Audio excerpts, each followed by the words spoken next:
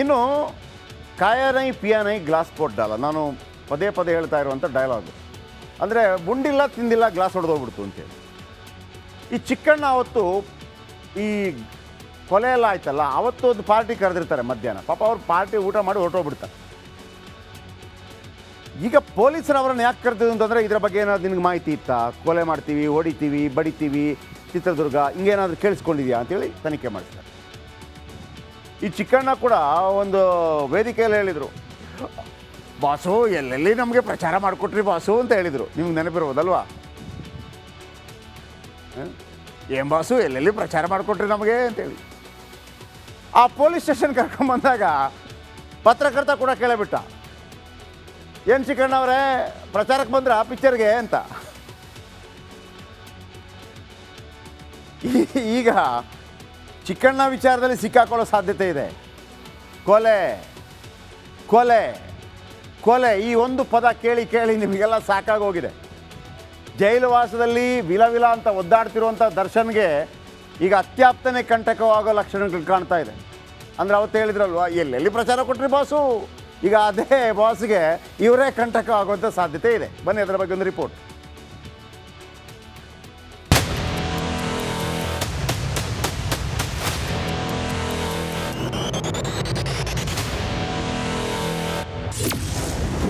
ಸ್ನೇಹಿತನಿಗೆ ಸಂಕಷ್ಟ ತರ್ತಾನ ಕುಚುಕು.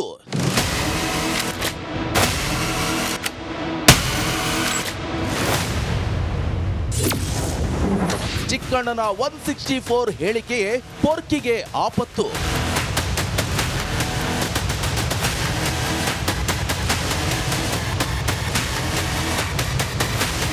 ಹೆಣ್ಣು ಒಂದು ಮಾಯೆ. ಗಂಡಿನ ಪ್ರತಿ ಯಶಸ್ಸಿನ ಹಿಂದೆ ಹೆಣ್ಣು ಇರ್ತಾಳೆ ಅನ್ನೋ ಮಾತಿದೆ. ಅಷ್ಟೇ ಅಲ್ಲ, ಗಂಡಿನ ವಿನಾಶಕ್ಕೂ ಕೆಲ ಹೆಣ್ಮಕ್ಳು ಕಾರಣವಾಗಿರ್ತಾರೆ. ಇಲ್ಲಿ ಕೊಲೆ ಆರೋಪಿ ದರ್ಶನ್ಗೂ ಇದೇ ಆಗಿದ್ದು. ಯಾವಾಗ ಗೆಳತಿ ಪವಿತ್ರ ಸಹವಾಸ ಮಾಡಿದ್ರು ಅಲ್ಲೇ ನಸೀಬು ಕೆಟ್ಟ ಹೋಗಿತ್ತು. ಯಾವನೋ ರೇಣುಕಸ್ವಾಮಿ ಇವಳಿಗೆ ಮೆಸೇಜ್ ಮಾಡಿದ್ದ ಅಂತ ಆತನನ್ನೇ ಕೊಂದು ಮುಗಿಸಿದ ಆರೋಪದಲ್ಲಿ ಈಗ ಜೈಲಿನಲ್ಲಿ ಬಂದಿಯಾಗಿದ್ದಾರೆ.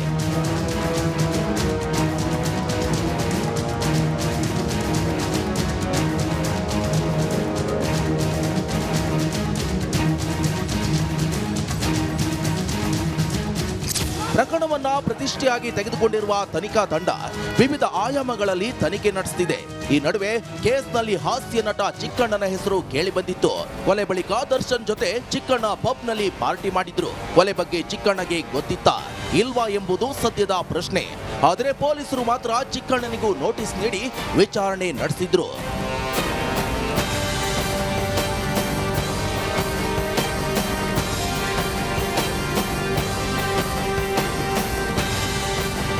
ನಟ ಚಿಕ್ಕಣ್ಣ ಅವರಿಂದ 164 ಹೇಳಿಕೆ ದಾಖಲಿಸಿಕೊಂಡಿದ್ದಾರೆ. ಈ ಬಗ್ಗೆ ನಿಮ್ಮ ರಿಪಬ್ಲಿಕ್ ಕನ್ನಡಕ್ಕೆ ಬಿಗ್ ಎಕ್ಸ್ಕ್ಲೂಸಿವ್ ಮಾಹಿತಿ ಸಿಕ್ಕಿದೆ. ನ್ಯಾಯಾಧೀಶರ ಮುಂದೆ ಪೊಲೀಸರು ಹೇಳಿಕೆಯನ್ನ ದಾಖಲಿಸಿದ್ದಾರೆ.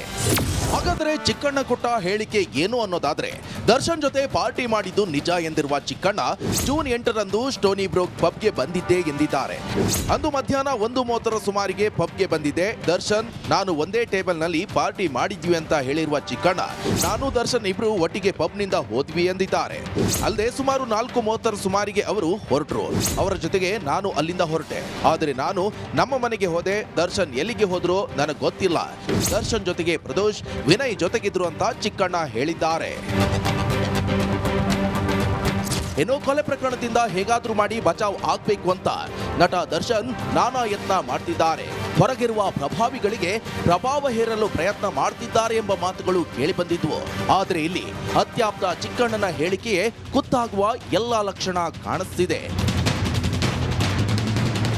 Nagaraj, crime bureau, Republic Kannada.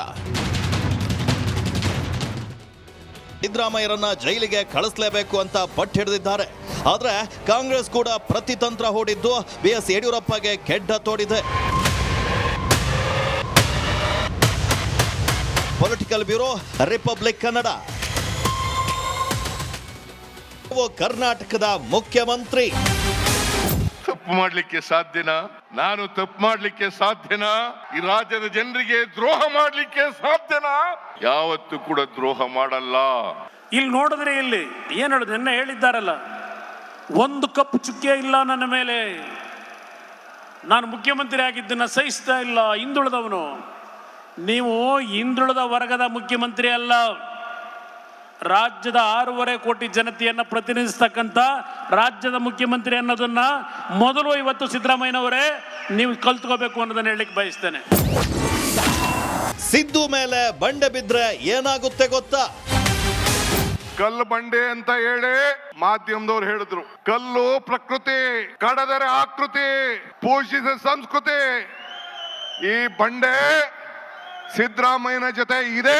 ಈ ಮಾತನ್ನ ಈ ಸಂದರ್ಭದಲ್ಲಿ ಹೇಳಲಿಕ್ಕೆ ನಾನು ಬಯಸ್ತಾ ಇದ್ದೇನೆ.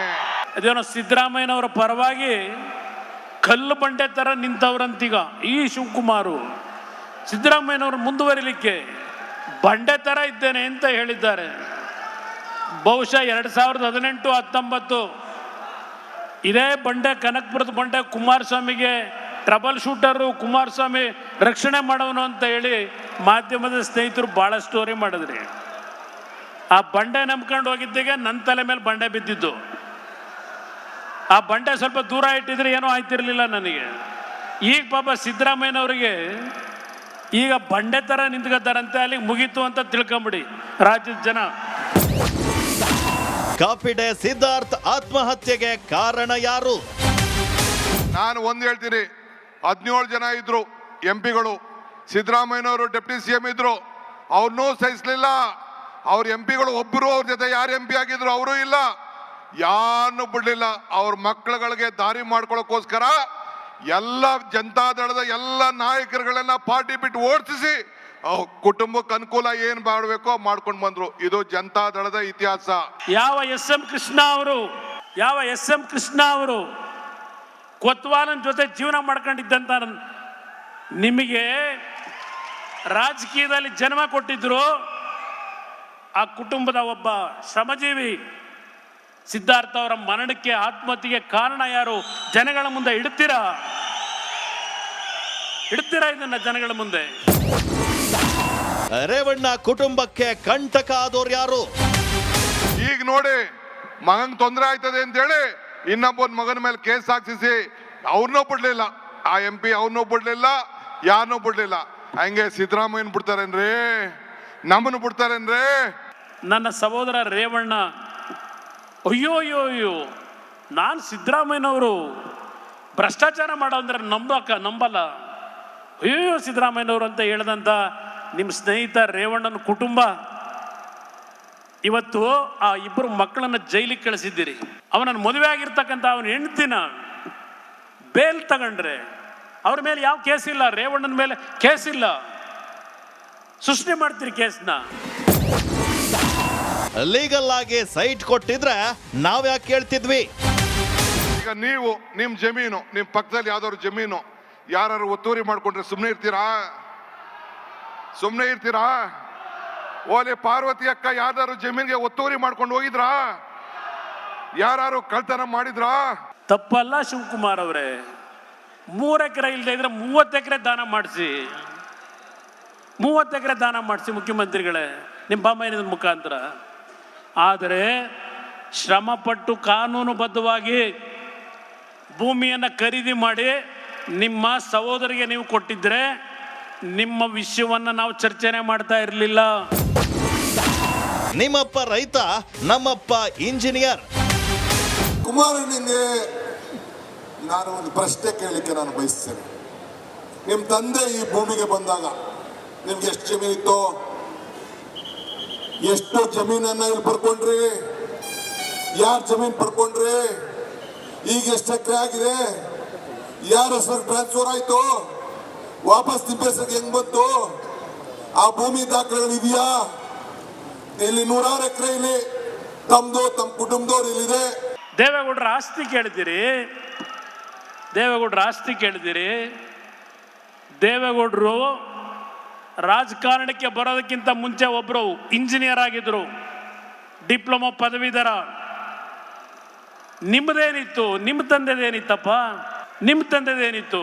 ಕೆಂಪೇಗೌಡರದು. ಬಿಜೆಪಿಯವರು ಆರಂಭಿಸಿದ್ದ ಪಾದಯಾತ್ರೆಗೆ ಕೇಂದ್ರ ಸಚಿವ ಕುಮಾರಸ್ವಾಮಿ ಸರಿಯಾಗಿ ಫುಲ್ ಸ್ಟಾಪ್ ಇಟ್ಟಿದ್ದಾರೆ. Bureau report, republic Kannada.